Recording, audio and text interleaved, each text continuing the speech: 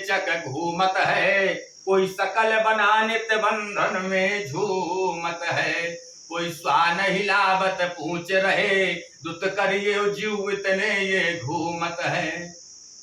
कोई स्टीटेन से भैया शिव मर रहा है, कोई बीमारी से पीड़ित होकर के मर रहा है, और कोई जहर खा करके मर रहा है, कोई अग्नि लगा करके मर रहा है, कोई स्टीडेंट से मर रहा है, कोई इत्यादि पदार्थ खा करके मर रहा है, कोई डाई पी करके मर रहा है।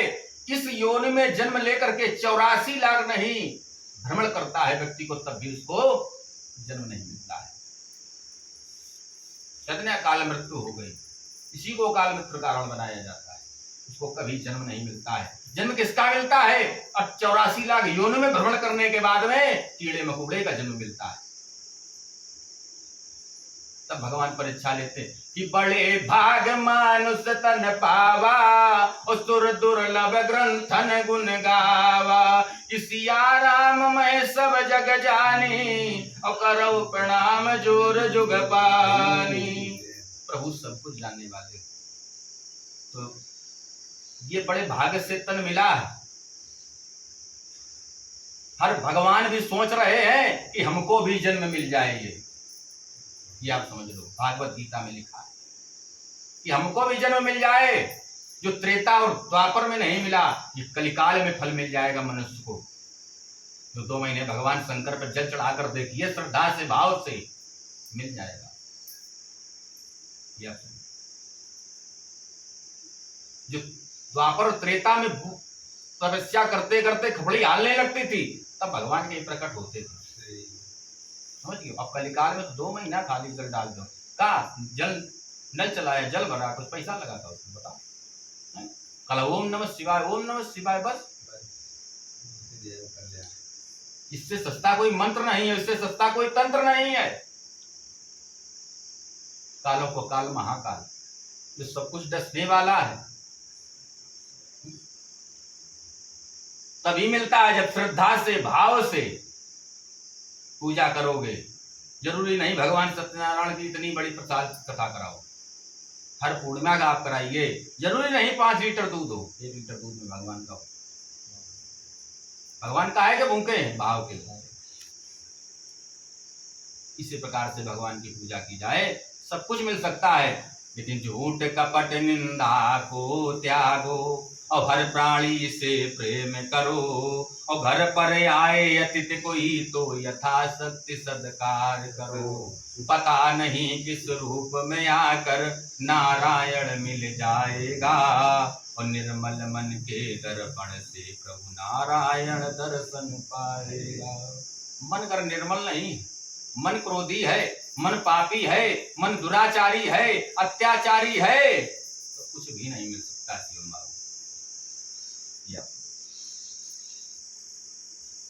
जो राक्षस प्रकृति का व्यक्ति है, जो दिन भर करता है ना, उसका भी भगवान है, लेकिन जैसा है उसका वैसे ही भगवान व्यवहार दे रहे हैं। कृष्ण कितने थे भगवान, कृष्ण सुदामा जी ने क्या क्या नहीं किया है, और जो भगवान ने सुनी तो सब कम सुनी। इस प्रकार से भगवान अनेक अनेक नारद मनुष्यों को भलाई के लिए, चिंता के लिए बड़ी अच्छी बात पूछ करके भगवान के पास में पहुंचे। भगवान को नमन कर रहे हैं। क्या कह रहे हैं कि श्रीमन नारायण नारायण नारायण, श्रीमन नारायण नारायण नारायण, श्रीमन नारायण नारायण नारायण,